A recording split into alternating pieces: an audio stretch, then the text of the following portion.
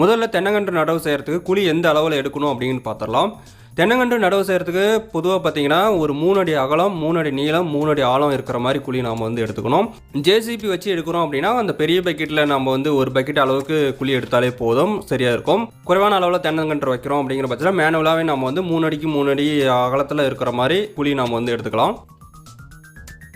அடுத்தபடியாக தென்னங்கன்று நடுறதுக்கு இந்த மாதிரி குழி எடுத்து ஒரு 10 நாள் பார்த்தீங்கன்னா கேப் விடணும். அதாவது குழி வந்து ஆற போகிறது அப்படின்னு சொல்லுவாங்க. இந்த மாதிரி குழி வந்து ஒரு 10 நாள், குறைந்தபட்சம் ஒரு 10 நாளுக்காவது குழியை வந்து எடுத்து நம்ம வந்து அப்படியே விட்டுறணும். அடுத்தபடியாக 10 நாளுக்கு அப்புறமா நம்ம வந்து தென்னங்கன்று வந்து நடவு செய்ய ஆரம்பிச்சிடலாம்.